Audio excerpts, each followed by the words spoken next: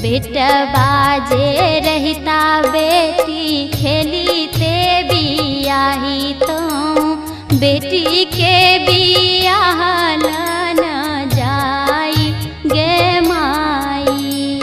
सीता जुगुत बारा कता हो न भेटत कतही सलाय बजमाय गे माई।